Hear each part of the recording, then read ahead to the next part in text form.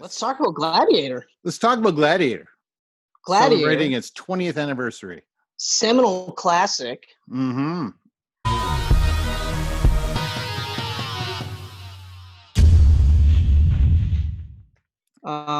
It makes me feel really old to know this is 20 years because I remember the exact group of people I was with at the theater when I watched it. Ninja Turtles and Batman were the ones that made me feel the oldest. Yeah, okay, those are old and they make me feel old, but this doesn't feel old. So to know that it doesn't feel old, but it's 20 years old. Like Turtles yeah, and I Batman, get what you're saying. Turtles and Batman feel like older movies now. Like Gladiator doesn't feel that old, but it's 20 No, years you're old. right. You're right, actually. I gotta say.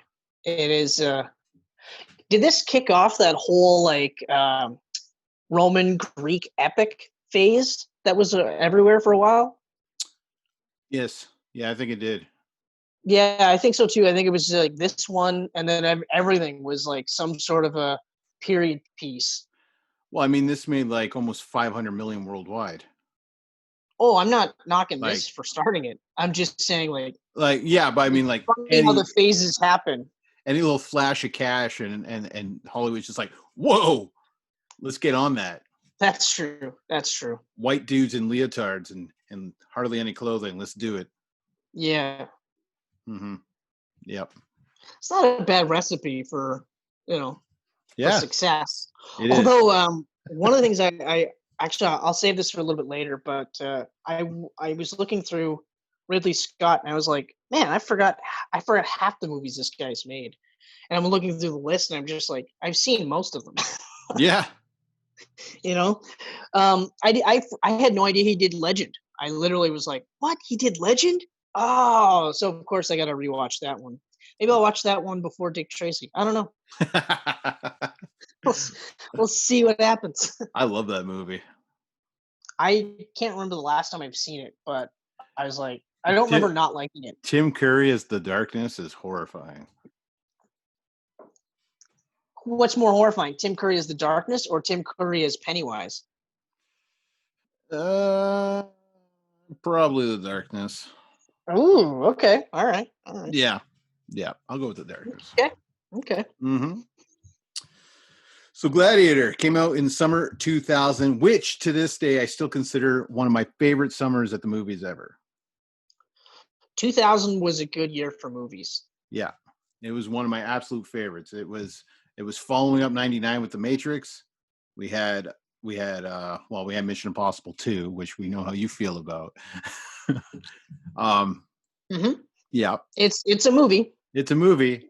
But X-Men came out in the summer of 2000. One of my favorite franchises, right? It's part of that. Yeah, you're right. X-Men. It was a great summer. Great summer. Unbreakable, which also stars Spencer Treat Clark. Yeah. When I rewatched this the first time around, I was like, "What the fuck is that, Spencer Treat?" And then I was like, What order was this the same? Like what came? And then of course I looked and I'm like, oh, it's the same year. He had a good year. He had a very good year, and it's funny because like when I watched Unbreakable originally in 2000, I never went, oh, that's the kid from Gladiator. So it's funny to watch Gladiator now and go, oh shit, it's the kid from Unbreakable. Yeah, exactly. I literally did within like 3 seconds to seeing him. I'm like, oh, whoop, whoop, yes. So I was really pumped about that. Yeah, it was very cool.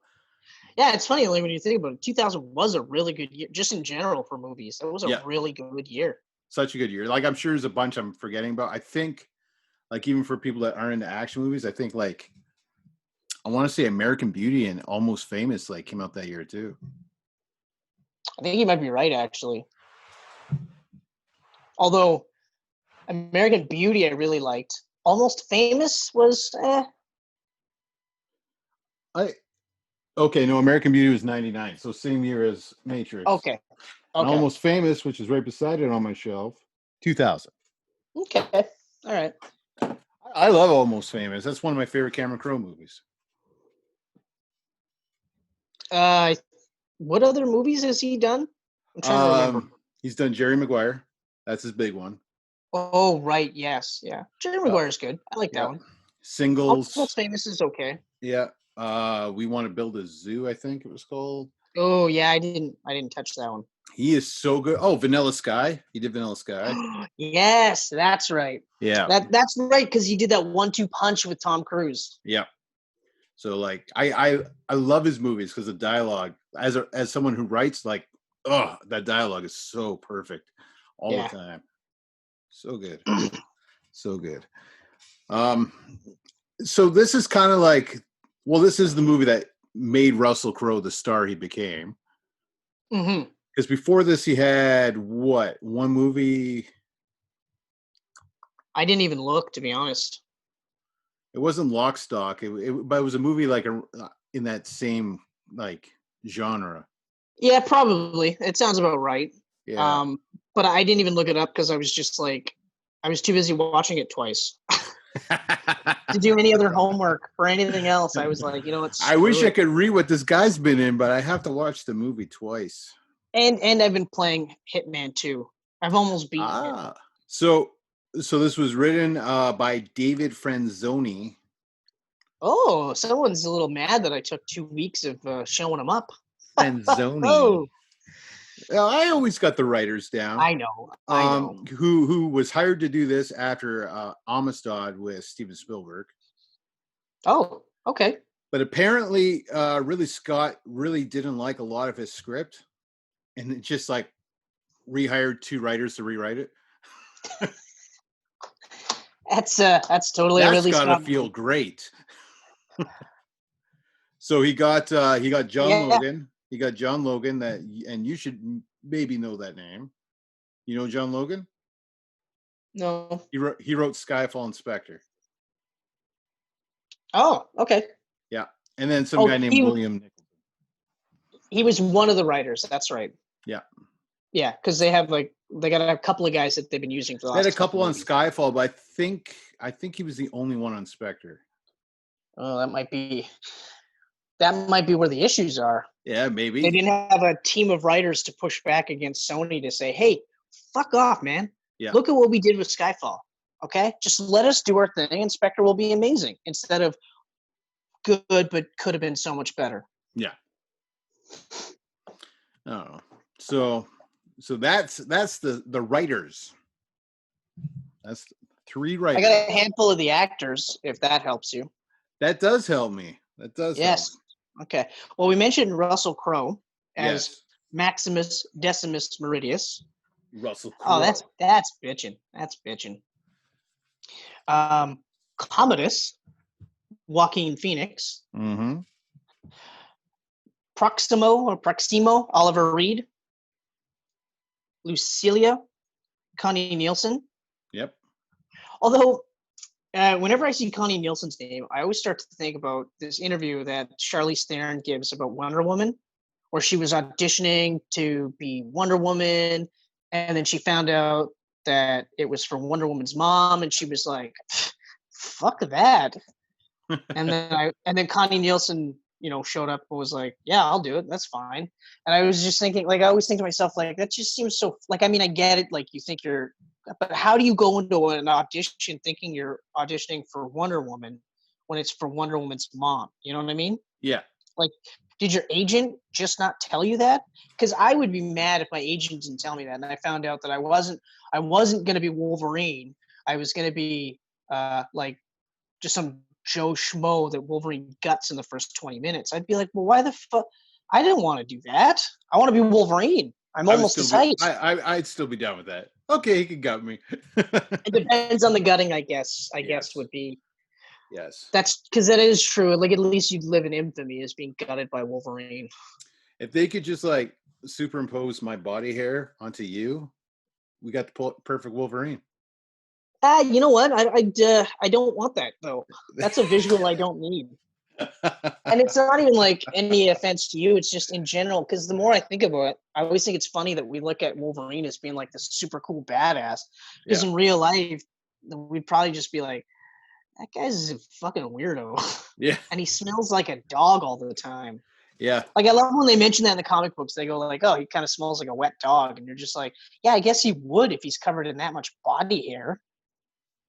You know? Yeah. Like, if comic books weren't so fantasy driven, like escapism type of thing, I don't think Wolverine would be pulling down the trend that he does in the books. It doesn't really make a lot of sense. No, he's always got women hanging off of him. But I mean, like, I don't really see him as the kind of guy that would like be really into personal hygiene, you know? Yeah, exactly. Like he strikes me as the kind of guy that's like a couple of days he'll kind of go, oh yeah, I guess I'll shower. Yeah. I mean, how else does his hair stand up like that? Oh shit, I went to bed without brushing my teeth. Like, I don't think he would really. Yeah, like, you know, or like someone would have to say like, hey, we got a hose in the back because Logan stinks. And then he'll be like, oh yeah, I guess I better bathe. Whatever. I don't know. Unless his fast healing fixes body odor. Yeah, and halitosis. That's a get out of jail free card. That one there. If that's really the case, it's like fuck off, guys. Same with bad breath. You can't get a cavity. Yeah. Although it's funny that we're talking about Wolverine because Russell Crowe was originally one of the guys that was going to be Wolverine. I'm glad that it didn't happen that way. Although I would have been okay with it. I would have been okay. Like. Well, I mean, first of all, like Russell Crowe is not a big dude for one.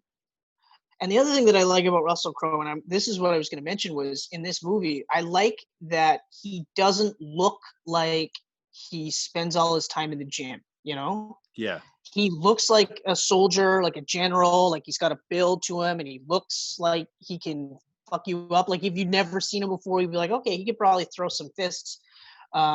But he doesn't look like he's not shredded. You know what I mean? And I literally was like, oh, wow, like that's actually really refreshing, you know?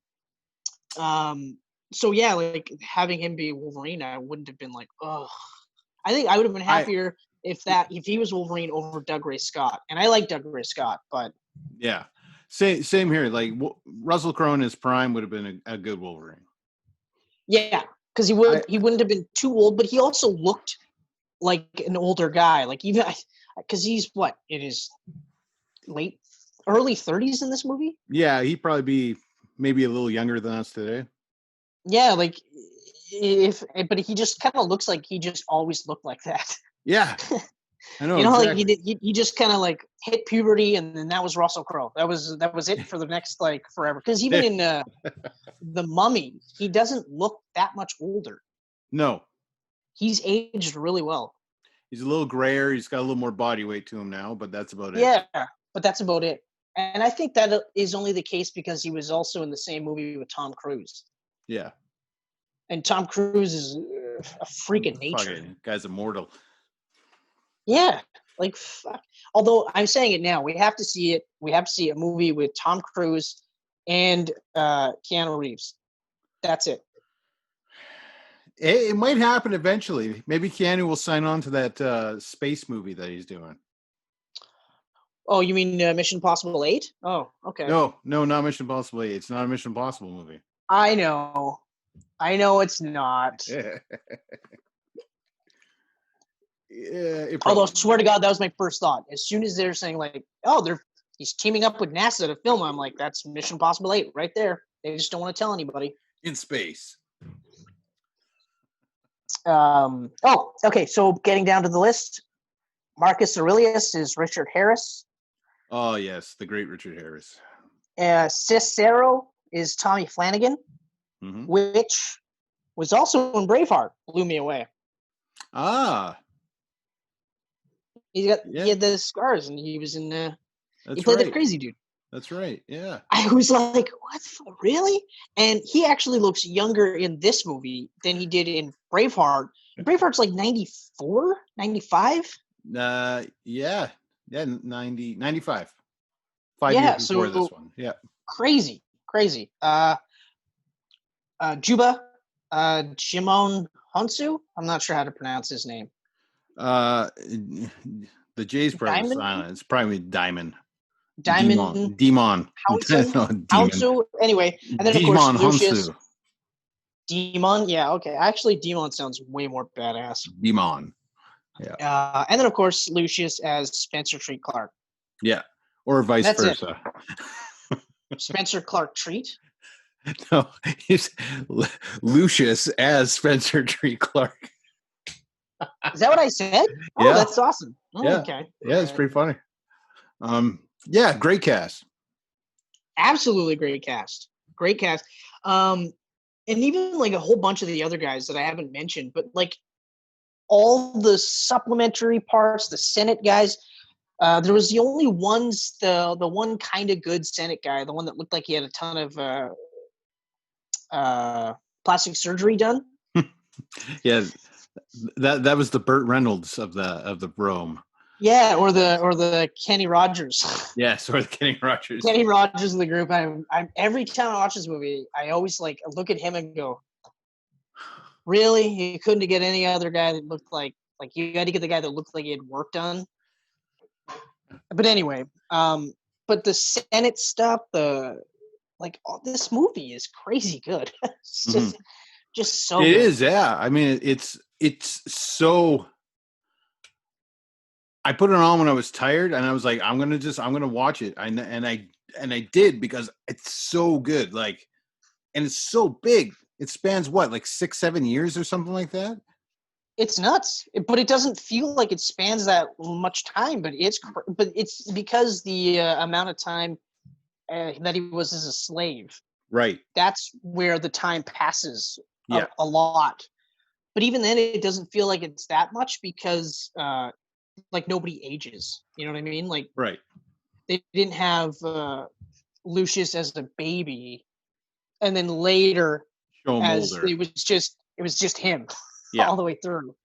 So I think that was one of those where they could have handled that a little bit better, because I forgot that there was a passage of time until the second watching, and then I was like, oh, right, that's right. This is actually a significant amount of time in between. Yeah, because when he meets up with Commodus again during that great fucking speech in the middle of the arena.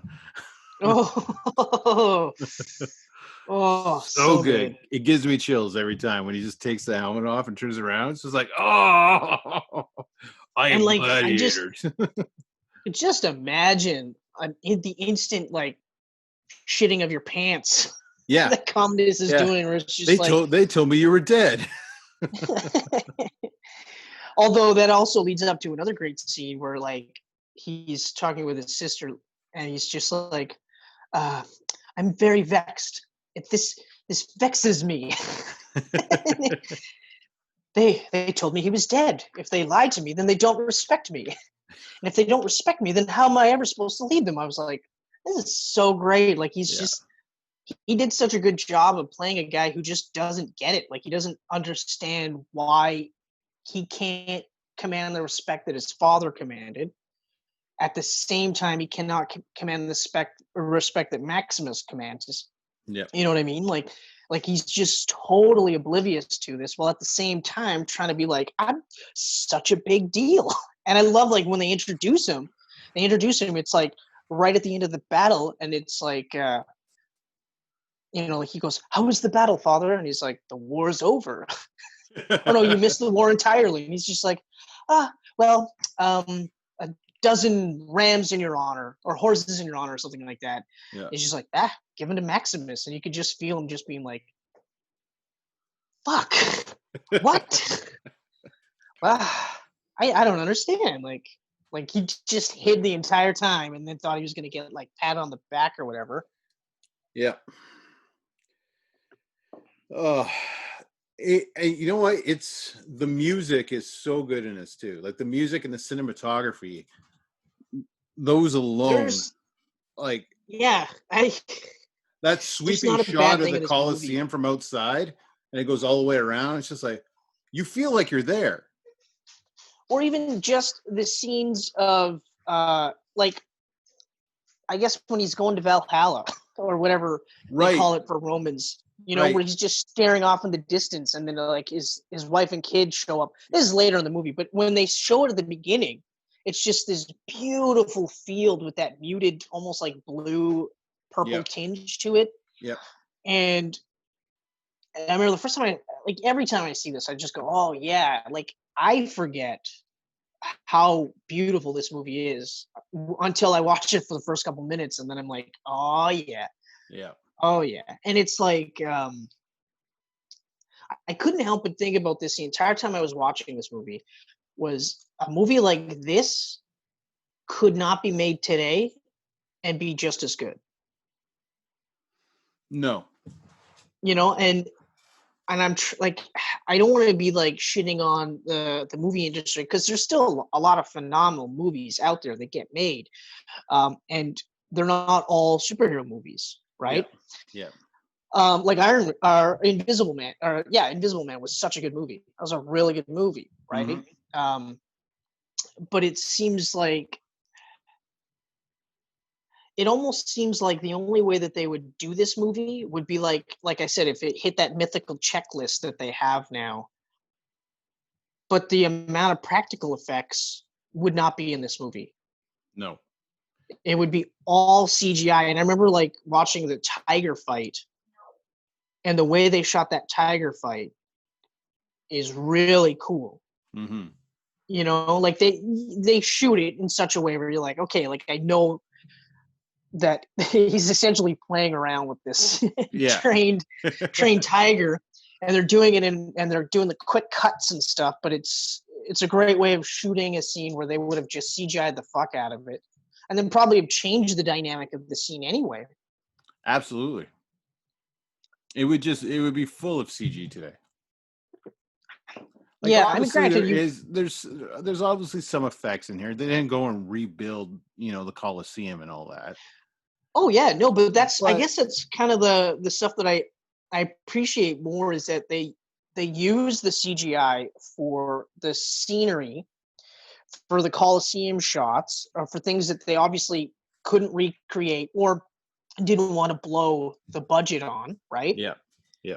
And then kept the practical effects for everything else, right? Right. Whereas now, like, I mean, 90% CGI and the rest is like people. That's it. So it's, in some cases I'm okay with it. In other cases I'm not. Like, sometimes I will look at a movie and go, yeah, but did it really need to have, like, did that need to be CGI? Did Yoda need to be CGI in the prequel trilogy? The answer is no, he didn't. But they did it anyway, except for the fight scene. Yeah.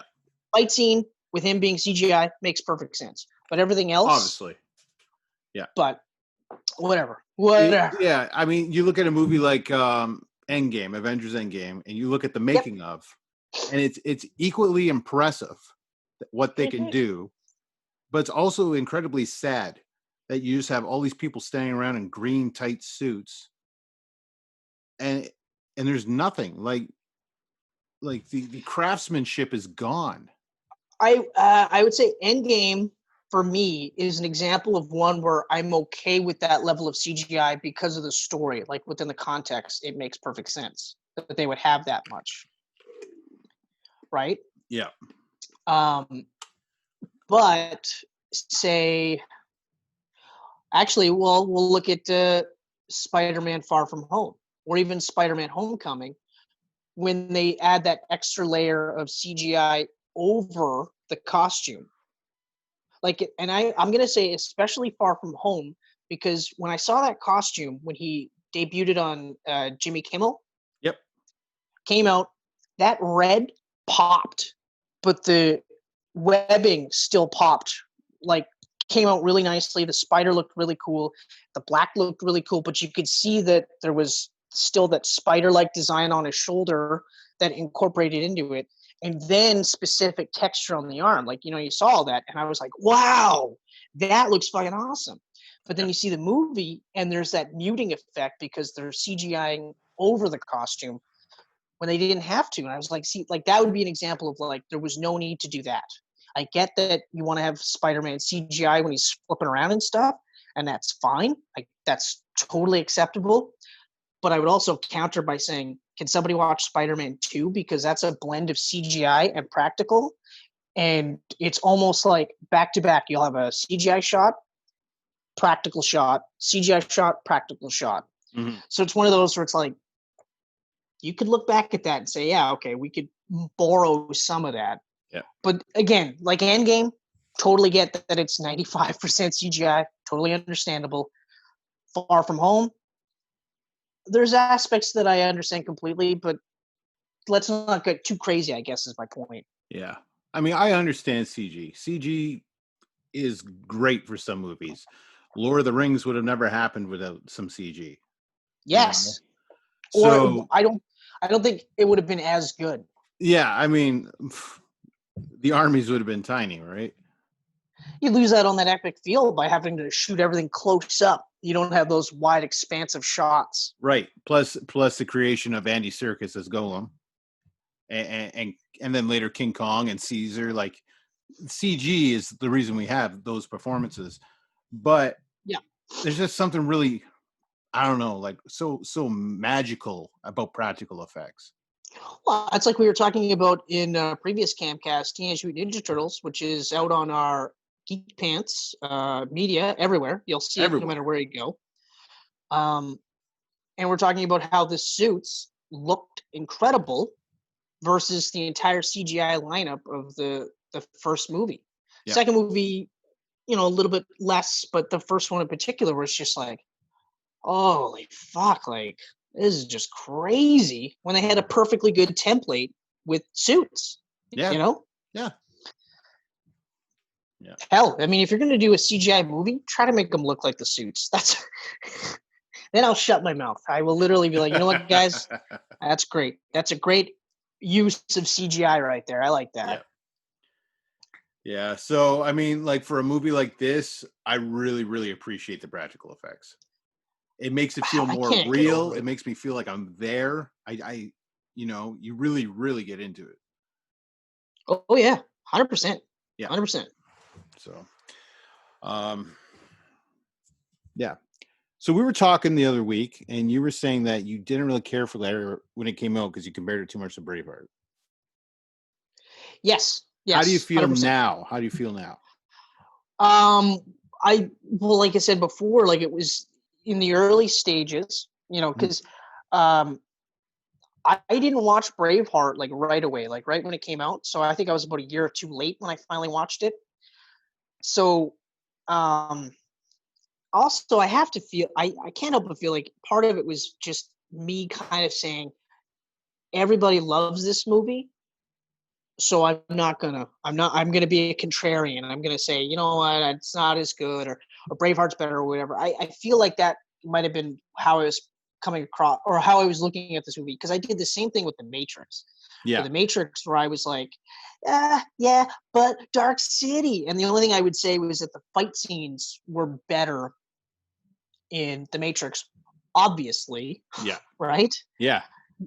But like, because the plots were very similar and Dark City came out first, it's not really, blah, blah, blah. Whereas now it's like, there's no way that Matrix isn't a better movie than Dark City across the board. Like, there's no way. So to that end, but the difference will be that while Braveheart and Gladiator are both period pieces, mm-hmm. and they're both like epic period pieces, they're two different types of movies, though. They really are two different types. Yeah. So it's unfair to compare them, or even to say one is better than the other type of thing. Like, do I like one better than the other? The answer is no. I actually like them both the same. And I've watched them both enough now that I can honestly say it would just come down to what I'm in the mood for. Do I feel like watching, Mel Gibson in a kilt rip the fuck out of people in like horribly gruesome ways? Or do I feel like watching Russell Crowe in an armored skirt do the exact same thing? Like, it just comes down to what you're in the mood for. Yeah. So long story short, they're both amazing movies. They're both great fucking movies that I will continue to rewatch for the rest of my life. So yeah, I mean, same here. And it's just like, I think a lot of that too is because they're both Paramount, and Paramount, or they're not Paramount, they're DreamWorks, right? Mm-hmm. Universal. Well, Gladiator's Universal. I don't know, but they always get paired for some reason. Like, there's always like 2-packs on the shelf with Gladiator and Braveheart. Just this friggin' month, they both came out on 4K together and steelbooks together. Like, they're always paired together. So yeah, I could totally understand why you would look and compare the two of them, because the studio wants you to for some reason. Yeah, that's right. They definitely do. But it's one of those like in retrospect deals. Yes. Right? And it's funny because retrospect always works it one of two ways, right? So, of course, when I first watched Mission Impossible 2, I thought it was awesome. Second time I watched Mission Impossible 2, thought it was awesome.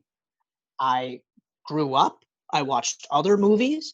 I realized when I watched Mission Impossible 2 after that it was a garbage movie. It didn't make a lot of sense. It didn't really have good acting in it either. Special effects were great and the fight scenes were outlandishly cool, but still garbage movie. But I have recently rewatched Mission Impossible 3, and it's really hard to place which one on the bottom.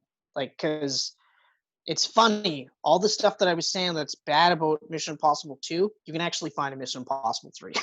Yeah. Maybe the stunts aren't as outlandish because they were trying to represent a different type of Ethan Hunt at that point. But there's a lot of like, I know I'll chalk it up to J.J. Abrams being a TV guy, and this is his first big movie. So it's like watching Avengers without all that hype and that excitement of being like, this is the first time we get to see this kind of movie. And when you rewatch it and you're like, yeah, the first chunk of that movie is definitely like made for TV. Like, and then you're like, oh yeah, because Joss Whedon literally, he did Buffy the Vampire Slayer, then did TV, which was Buffy the Vampire Slayer, and then did Avengers, and then that was it. And that was it. He jumped into Avengers. I mean, he did Serenity, but Serenity was just it felt like a TV movie. It was the Firefly cast, and it felt like a continuation of Firefly.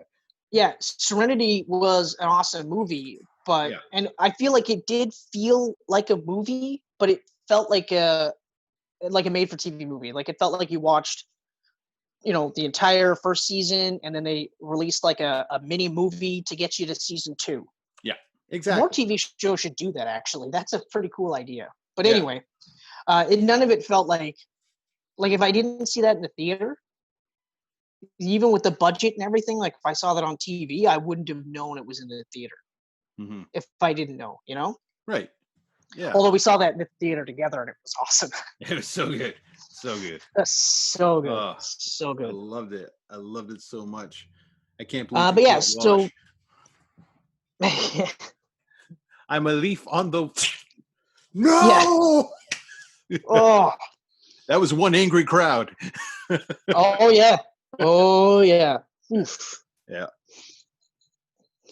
The other thing I will mention too is I think another reason why there's comparisons is that because both Braveheart and Gladiator dealt with characters that existed in history, just the stories around them were completely fabricated. Exactly. So like Braveheart, obviously William Wallace, he existed, and Edward Longshanks existed, and then was it Rob Roy or whatever? Or Robert the Bruce. That's right.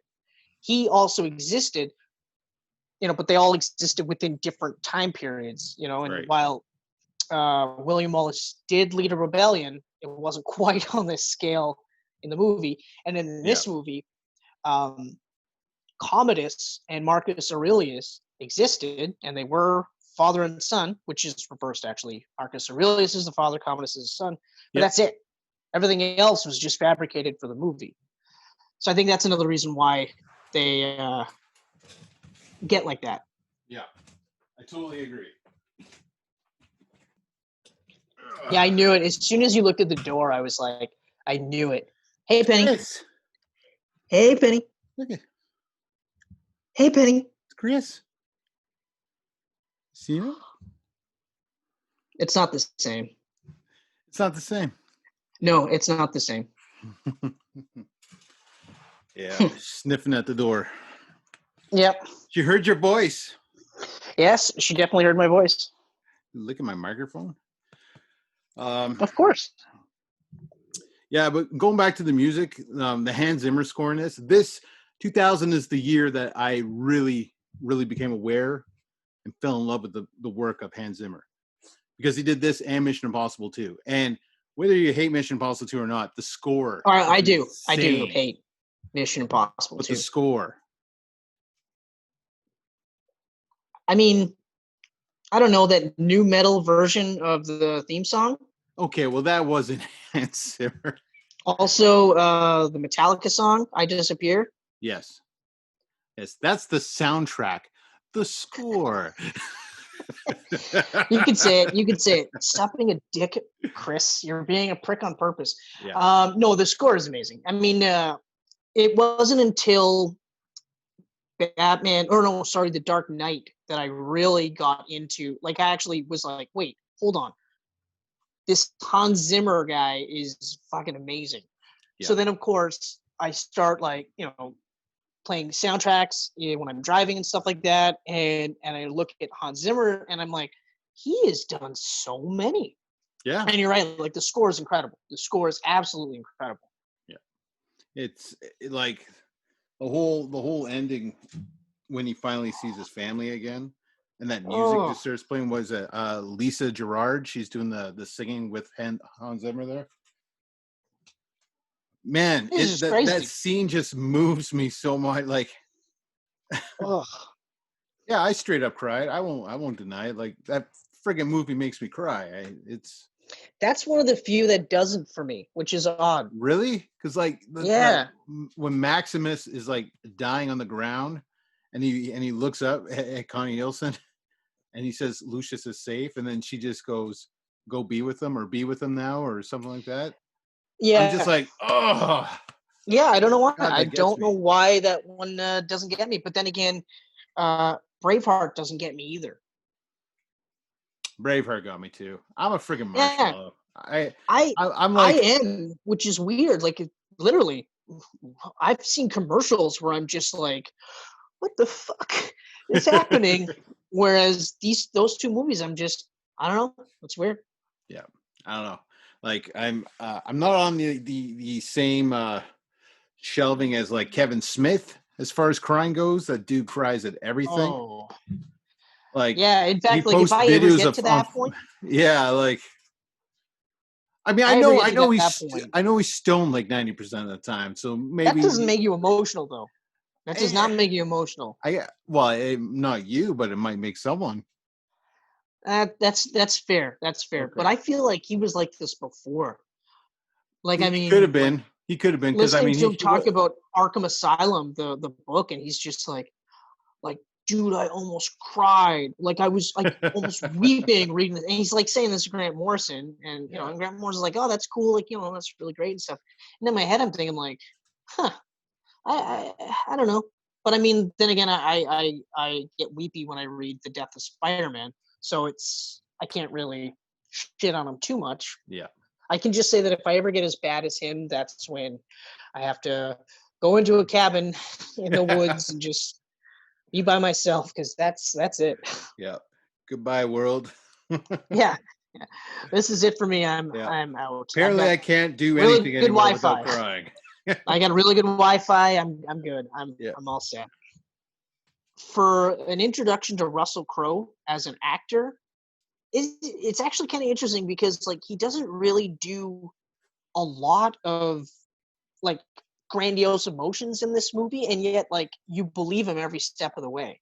Yeah, you believe him as an honorable general, right? And of course, partly that's because of the other actors around him. But like his introduction is like him on the horse in his battle suit. And then he's walking through his troops, and they're all just like, General. They're all like nodding. Like, not one is like, fuck this guy, right? Yeah. They're all like, they love him. Weeks of respect. Yeah. And then, of course, you introduce Commodus, and immediately there's a difference, and you feel the shift, right? Yeah. And I guess it's one of those things where like sometimes it's almost better to be understated, right? but like you feel the love for his kid and his wife. You feel all that. You feel the reverence he has for Marcus Aurelius. You feel the disgust he has for Commodus, and it's all just kind of understated, but it's all there. You also feel the love he has for Lucilia, and also a bit of the bitterness too, like when he's like, "Wait, you loved me too," type of thing. Mm-hmm. That kind of stuff. And then even something as simple as when he's like messing around with Lucius, and it's just this like, you know, Lucius shows up, and he, as far as he knows, he's just a kid, and this is a slave. Yeah. And he's just fucking busting his balls type of thing. And I was just like, oh, that's actually really cool. Like, so it's just, so that alone, if I would have been a lot more open-minded, then I would have been able to look at Russell Crowe and go, fuck yeah, because like it's crazy. And like he is one of my favorite actors. He doesn't do a lot, which is interesting. But when he does, I'm like, okay, let's check this out. Like, I wasn't really too into seeing The Mummy and that whole like Universal Monsters extended universe type of thing. Mm-hmm. Even though I love Tom Cruise, I'm a big fan of him. But when I heard like Russell Crowe was going to be one of the linchpin, he was going to be like the Tony Stark character, I was like, okay, all right, let's see more of this. He's Dr. Jekyll. Yeah, okay, let's do this. And if you could mocap him as Mr. Hyde, it's gonna be great. It's gonna be absolutely awesome. It's a shame we didn't get that. Yeah, I know. It's such a shame. Such a shame because huge shame. I enjoyed the new Mummy. Everyone hated on it, and I don't get it. I mean, yeah, it's not horror, but it like adventure. It's fun, and it paid respect to like the Brendan Fraser movies. It took place in the same universe. Like it's not a remake or a reboot. It's a continuation. It's a new Mummy. It takes place in the modern day, not the 30s and 40s like the originals. Mm-hmm. And I didn't realize it was. And the Book of the Dead for Brendan Fraser's movie makes an appearance in Jekyll's room. I did not realize that it was all part of the same universe. That's even cooler. So like, I still gotta check that movie out. It's still like it's a bummer, and it didn't continue. I had a lot of fun watching it. So Russell Crowe, amazing. Yeah. Equally amazing is Joaquin Phoenix in this movie. This is the movie where I went, whoa. Like I knew of Joaquin before, but this movie I was just like, because then he followed this up with like Signs in the Village and everything. I was like, damn, this guy's good. Yeah, like up until this point, it was one of those where you hear about, oh, Joaquin Phoenix is so good. Like he's, and I was like, oh, okay. And then I watched this movie, and he was so good at being like just this shitty fucking person. Like you're just like, ugh. Like you've met people like that where you're just like, I don't even want to be near you. So when you see him on screen, like it was so good that it was like you kind of have to divorce yourself from Commodus when you see him in other movies. Yes. Like when I saw Signs, like right away, like, and Signs, he's like the cool older brother, you know what I mean? Or he was the older brother because he was the oldest son. Younger brother to Mel Gibson. Oh, Mel Gibson. That's right. Yeah. That's right. So, and he's like, he's a cool dude in that one. And I remember just being like, okay, you gotta separate yourself from this because Commodus is just this shit heel person where you're just like, ugh. Like one of my favorite scenes is when every time I watch this movie, it's like one of my favorite scenes is right before Marcus Aurelius gets killed. He's basically saying like, Commodus says, you once said the 4 things of being a good emperor. I wish I wrote this down. And he lists them off and he goes, and not one of those things described to me. Yeah. And he's like crying because he couldn't live up to what his dad thought would be a great emperor or a great person in general. Mm-hmm. He's realizing that none of it's him. Like he doesn't fit this bill, but he's so like, he's still close to being completely self-aware to the point where you're like you think he might get it because he's like, none of these things are on this list, but he goes, but I have other strengths as well, Dad. Like I'm ambitious. And while I may not be brave on the battlefield, like there's 2 types of bravery, and I'm really cool too, and I guess you just didn't love me. And he tries to play that card, and you're just like, oh, you're the worst. You're so terrible, because you think like you're so close to just being like, maybe if I was a better person, you wouldn't have given your emperorship to, Maximus. Yeah. Instead, you would have given it to me. But it's not even a conversation. He's just like, no, I'm not going to do that. Maximus will take over, and you'll keep doing whatever it is that you're doing. Which was a horrible mistake, because then he died. Right. But everything, like, it's not even just that. It's even like when he is emperor now, and, and he's like, still, like I said, like he's trying to command the respect of the people, but they just don't. They're just like, you're such a piece of shit. Like, fuck you. Like, yeah, sure, you'll make sure that we get rich or whatever, but first chance we get, you're getting fucked first chance. And and like prime example is, they were supposed to kill Maximus. They didn't, so they lied to him. Yeah. They just said, yeah, no, we killed him. Whew. Yeah, he is super dead. Super dead. Nobody's deader than Maximus. So don't even bother looking for him. Yes. Yes. The other guys are just in their tent having a nap right now. They're not dead. Yeah. I'm not even sure what happened to them, but they're probably burying the body or something. Whatever. But like, yeah, so it's just one of those like, okay. And they and even just like the whole stuff where he's a slave, right? Like, so he's the Spaniard.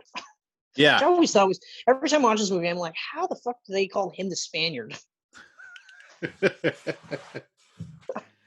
Yeah, it was a pretty cool nickname until he got revealed. Yeah, the Spaniard. Like, and yeah, hearing the crowd chant Maximus is just, it's so good. Oh, yeah. No kidding. No kidding. And I love that, like, the guy that purchased him was like this old gladiator that was also, set free by what's his name? Richard Harris. What's his character's name again?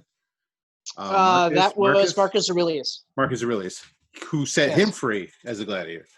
So like it's like cool, like a little full circle thing going on. Yeah, and like I mean, even just the whole part where, like I was saying, like, so it's an understated portrayal from Russell Crowe, but it's awesome because he didn't do any, like, I get the impression that when he was in the in the barracks with the slaves and slowly getting them, like, he doesn't do anything other than just be who he is, and they respect that to the point where they will follow him into battle, which is insane. Like, gladiators, like, slaves didn't do this. They weren't just like, no, yeah, we'll totally kill those guys, and then we'll keep doing that.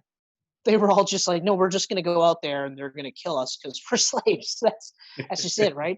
So to see him go from, being a slave and, nobody, to being like, no, we're going to follow this guy. We're going to, like, even the big, huge German juice monkey was like, yeah, I'll follow you. Like, I don't care. Like, every single one of them respected him. And it's just, it's so cool to just be like, look, just, like, it's, you have integrity, do what you say you're going to do. The things that, like, even for myself, like, I say this stuff and I'm like, yeah, but you got to follow through too, because it's like, look at that, Yeah. I mean, even in front of, like, even when he gets outed and it's, it's Maximus, it's not just like, wow, no, he's a dirty slave. They flip and they're just like, nope, he's our Hulk Hogan. Yep. Yeah. There was no hesitation. It was just like, no, we're cheering for you now. Yeah, no, we're done cheering for you, Commodus, or whatever you want to call yourself. Yeah. This is the guy that we're cheering for. Could you imagine that, being the emperor of Rome and watching your trained soldiers get gutted by slaves and the crowd's cheering it? Cheering the slaves. Yeah. They're cheering the slaves and they're saying things like kill him, Yeah. Oh, like, so it's just, it's incredible that you say, like, this is like a 50-page script And this is what we got from a 50-page script, which these days, like if a script was 50 pages, they probably would be like, that's it? No, come back with more.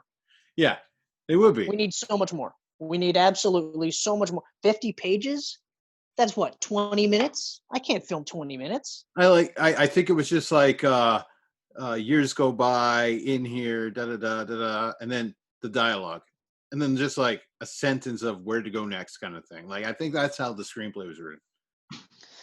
But even still, like, I can't help but feel like today they'd just be like, yeah, no, I get you're saying like years past, but I need 20 pages telling me how the years passed. Yeah. But, I mean, everyone's great in this movie. I mean, even just, well, I mean, like, obviously, Connie Nielsen is great. She's but, fantastic. Like, I can't get over. Sorry, go on. No, I've always liked her. She's one of those underrated actresses that like you forget about, and then when you see her, you're like, oh, she is so good. That's right. You know, and like I actually like right at the beginning when Marcus Aurelius. That's the only way I can say his name, by the way. I can't just say Marcus. It's Marcus Aurelius. Marcus Aurelius. When he's just like, if only you were born a man. Oh, you would be such a great emperor. And this is after, like, he had that conversation with Commodus where Commodus is just like, yeah, sure, 12 bulls with your name on it. And he's just like, give it to, Maximus there because he won the war.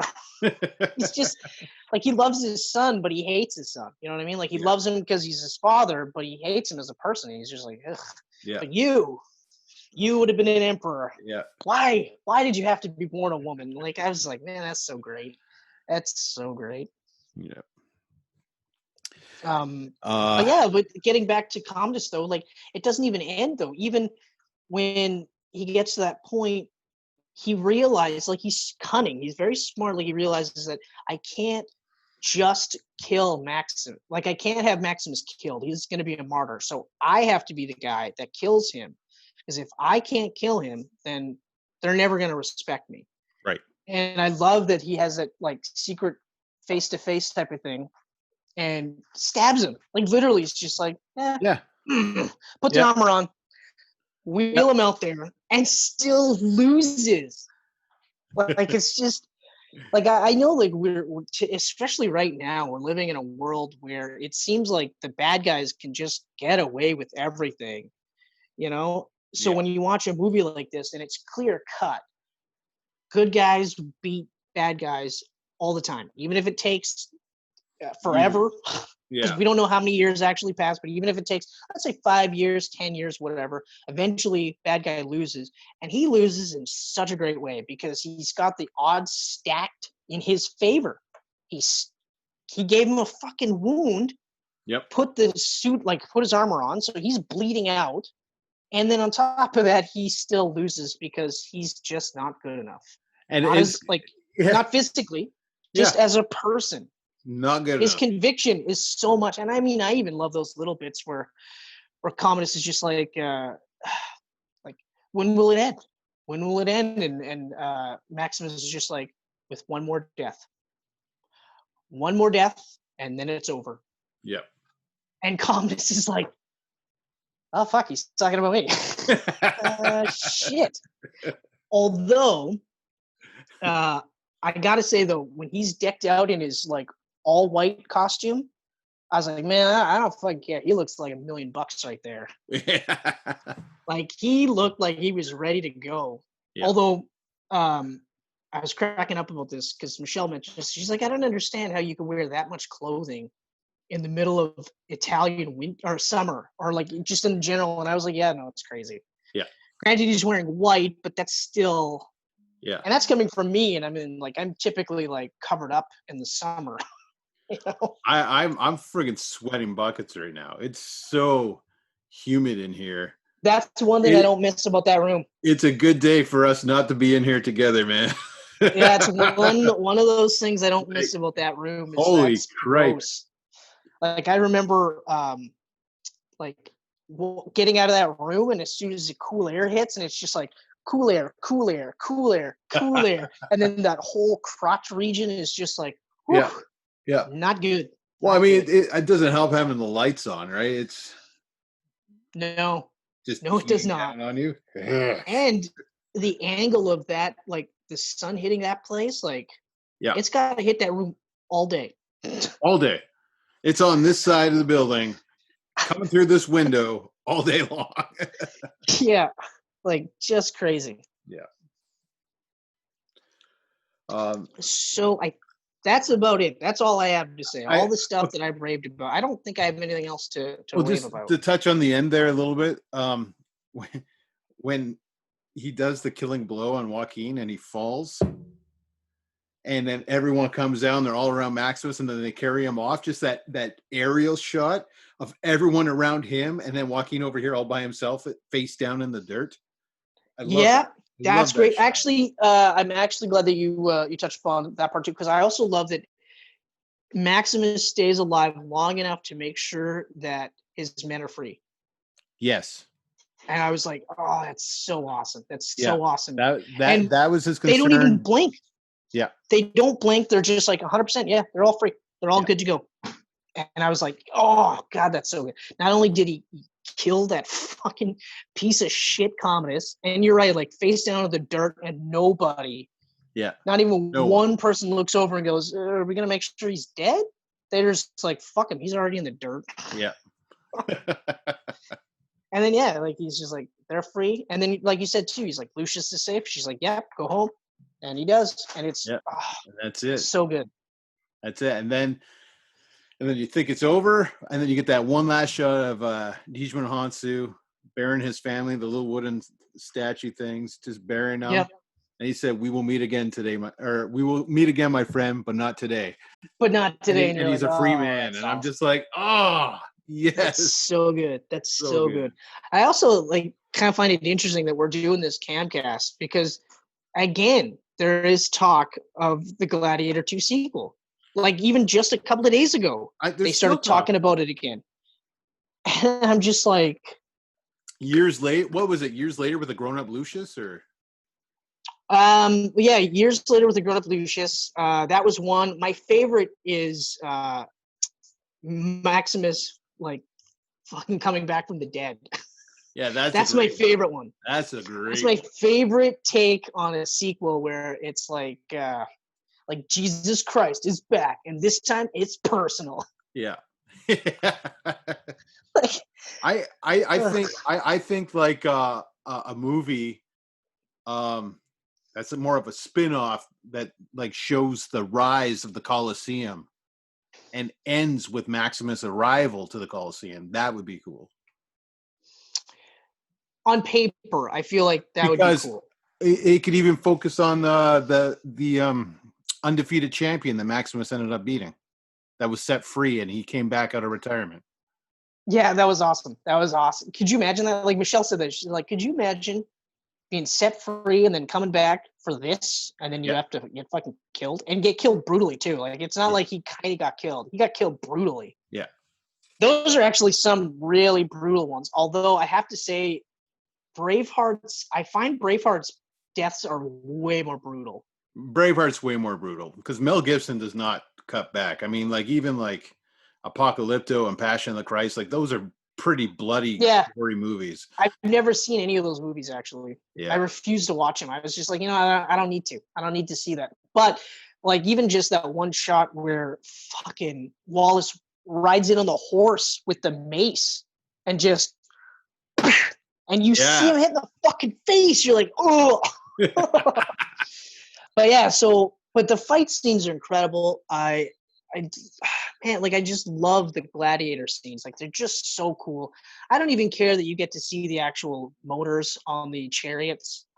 I actually had forgot all about them, and then I saw one of them, and I was like, oh yeah, that's right. You can see them pretty clear as day, like the gas engine type things. And I was like, that's funny. It's funny. But then it was like right back into it. I stopped focusing on it. So yeah, I've watched that movie like I don't know how many times now, and I've still never noticed it because I'm so like into the movie that like, normally I don't. And this I just happened to catch it, and I was like, oh, okay. Like even like Jurassic Park, I get so into that movie. And then Trevor showed me this. He goes, "Did you ever see that part in Jurassic Park where they totally fucked up with the lights?" And I said, "No." And it's that part where the T-Rex is pushing the upside down Jeep, and Alan Grant and Lexi are right in front of it. Yeah.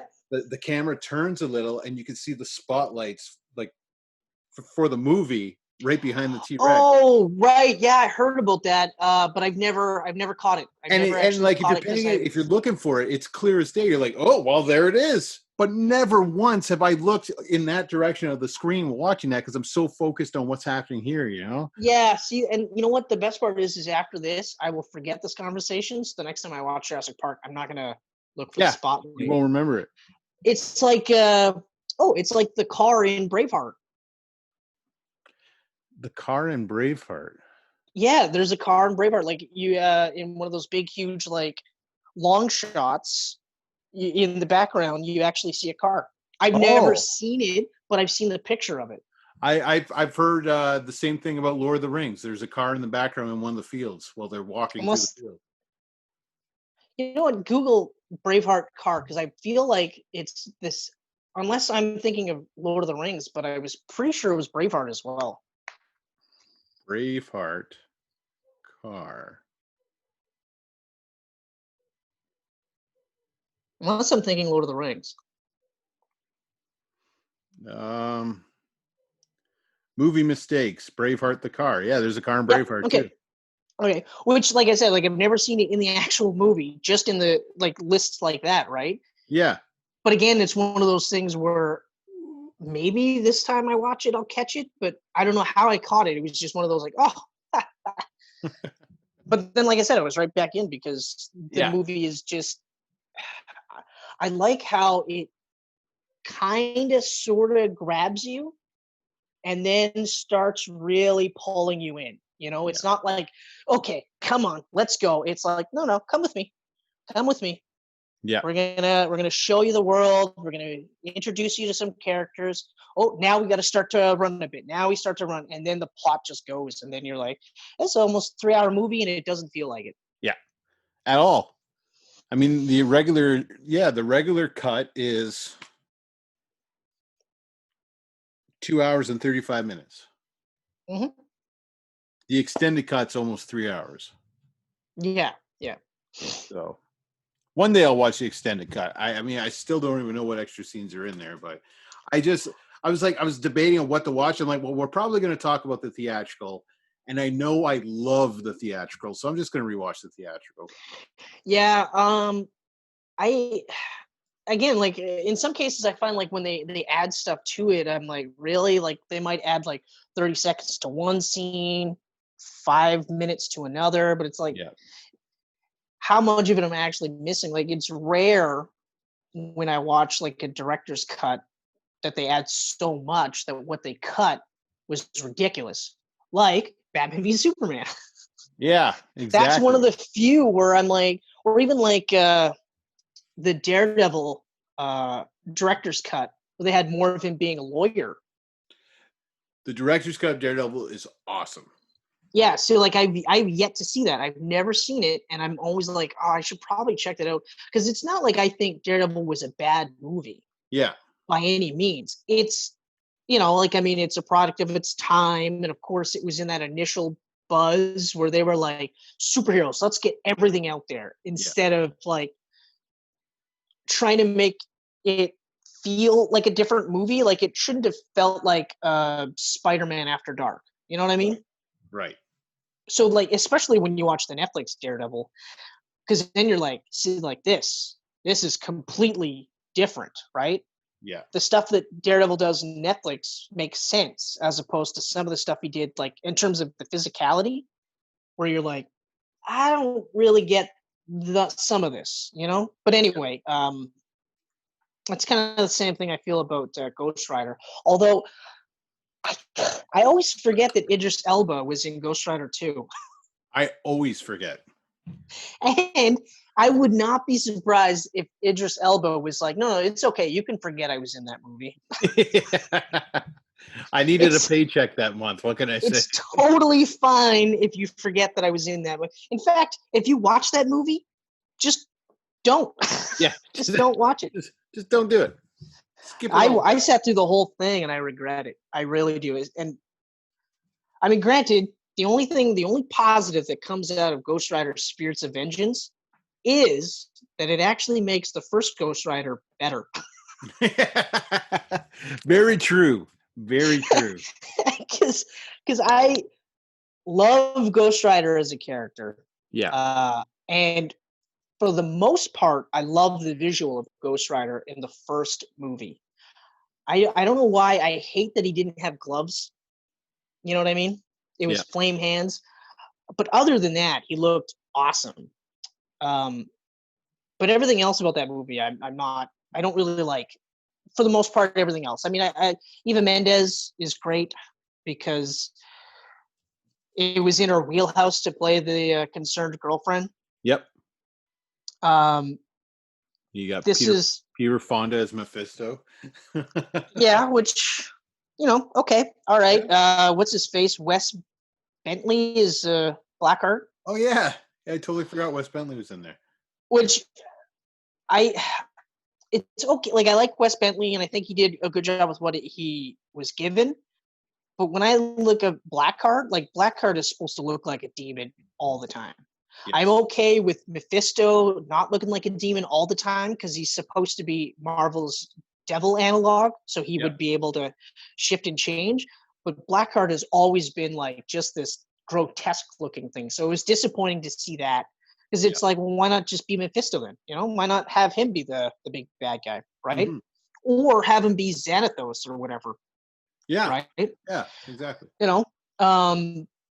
But man, Spirits of Vengeance, holy fuck. Like, it's funny how you have Ghost Rider be on the cusp of crazy Nick Cage, and then Spirits of Vengeance, like, in it. Like, crazy Nick Cage is in it. Yeah.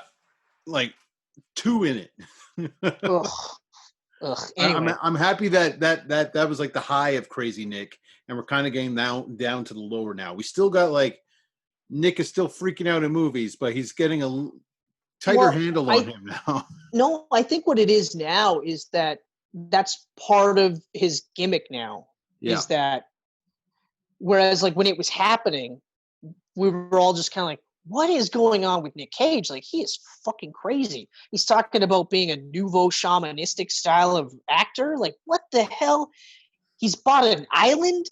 Yeah. What is this issue? And now it's like, it's just part of it's like Gary Busey. You know what I mean? Like, you expect to get crazy Gary Busey. Yeah. Because it's so prevalent, right? Yeah. So now you expect to get either, like, Dial It In, and he's like, like in Kick-Ass, where you're like, this is the Nick Cage I grew up with. This guy here, this is awesome. Just weird enough, but just, and then of course you see, like, fucking Wicker Man, and you're like, what the fuck? Or you watch Spirits of Vengeance and you watch him literally miming Ghost Rider pissing fire. That was the scene that made me just go, oh, come on. I was in the same boat. I literally was like, wait, what the fuck? Come on. Now, I watched those two directors come on the stage at New York Comic Con 2011 and reveal Spirits of Vengeance to the crowd for the first time. They showed off the first footage of the movie, and I was just like, so it's Crank with Ghost Rider with really, really crazy Nick Cage? Oh, like, the pitch wasn't great. The pitch wasn't great. And then, just like the pissing fire, I was just like, fuck this. And what the fuck? Thing that really bothered me was that, like, it's not like Ghost Rider set such a high bar that there was no way a sequel could be as good, if not better. Yeah. And for some reason, they were just like, we'll just fucking scrape the bottom of the barrel for this thing. And, like, that got a sequel, but Ben Affleck's Daredevil didn't get a sequel. Yeah. Or it got a quasi-sequel with Elektra, which Jennifer Garner was great, Yeah. And having Terrence Stamp as Stick was perfect casting, but that's it. Like, those are the only two good things in the whole fucking movie. The rest is just a pile of garbage. Yeah. You know you're in a bad movie when Jennifer Garner is one of the saving graces in that movie, because it's not like she's a phenomenal actress either. No, I mean she's good. She's better she's better than I could ever act. But I mean, yeah, like she's an actress and she's good for a lot of the roles that she does. Yeah, that's right. She knows her range, and she's usually she stays in it. That's right. Yeah. The only standout I would say was that most recent one. What was it? Peppermint? Yes, which I still haven't seen. I still haven't watched it either, and I haven't watched Anna yet either. I got a lot of like kick-ass. I don't want to watch Anna. No? I heard it's supposed to be pretty good. You know what? Believe me, I love Luc Besson. I really do. And when I saw the trailer for Anna, I was like, is this a new Luc Besson movie? And I was right. It was. Yeah. It's partly because A, it's Luc Besson, right? And B, this movie kind of came out with a bunch of these female takes on action heroes, right? Right. So I watched Atomic Blonde, thought that was awesome, you know what I mean? And I'm happy that that's getting a sequel. But then it's like every single second movie now is one of those types of movies, and I'm just like, I don't know. I'll probably watch it because, again, like I said, it's Luc Besson. Yeah. But I almost feel like I'll watch that movie and I'll go, you know what? If this was 10 years ago, maybe even 15, I would have been like, this guy gets it, you know? Yeah, like, it's been a while since I really, truly enjoyed. Like, Valerian was pretty good, but for the most part, Luc Besson has just been... Lucy was a disappointment to me. Yeah, Lucy was it was the last half hour of that movie that just killed it for me. Yeah. And Valerian, overall, I liked it. It was just Dehan? Is that Declan Dehan or whatever? Oh, his yeah, name is? Dane Dehan being the lead and the swashbuckling hero character. I was like, that's poor casting. Yeah. He's a great actor. He's a really good actor. Yeah, he wasn't ready for that. No. Or right for it. I mean, that wasn't... That's right. He wasn't right for that role. Yeah. But everything else in that movie I thought was really good. It's just him and his chemistry with Cara Delevingne, or I can never say her last name, but there was no chemistry, even though there should have been. Yeah. So Gladiator. Yep. Final thoughts are. Oh yeah. Oh yeah. You got to do it all slimy like him too. Yeah. Oh yeah, like all half cocked. Yeah. Like it just pains him to do the thumb up. Oh god, this kills. If I don't do the thumbs up, the crowd will hate me, and it vexes me when they do that. I even love that he picked an effeminate sounding voice. Yeah. To speak throughout that whole movie. Like, yeah. He went, and I don't know how much of it's direction or how much of it was him just being like, you know what, I'm thinking I'm just going to be totally effeminate, you know? But even scenes where like he's standing over Lucius sleeping and you're just like, oh, don't do anything. Don't do anything. Because you're like, he'll do whatever. He would. But long story short, Gladiator, masterpiece. It's an absolute masterpiece. Happy 20th anniversary to Gladiator. Happy 20th anniversary to Gladiator. We're on a little anniversary spree here. We're going to have our 30th anniversary of Dick Tracy coming up. All right, man.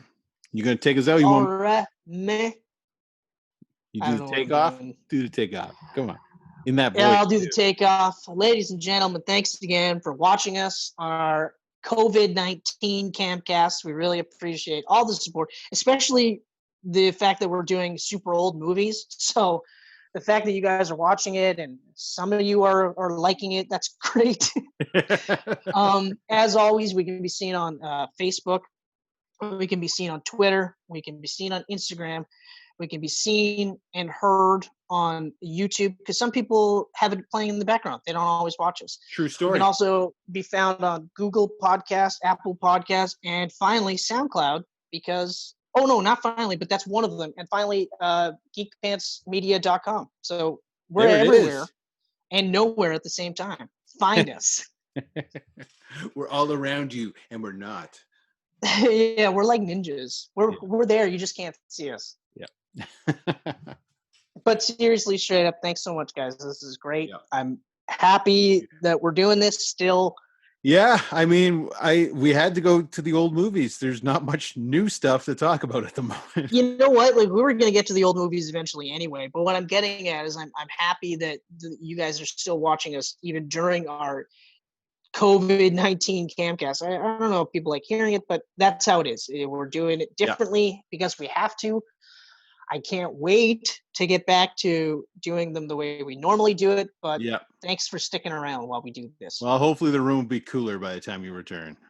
It won't be. It won't be. Nope. Nope. I mean, like, yeah, and that's how it is. But that's the suffering that we're willing to do for all of you. Indeed. All right, everyone. Take care.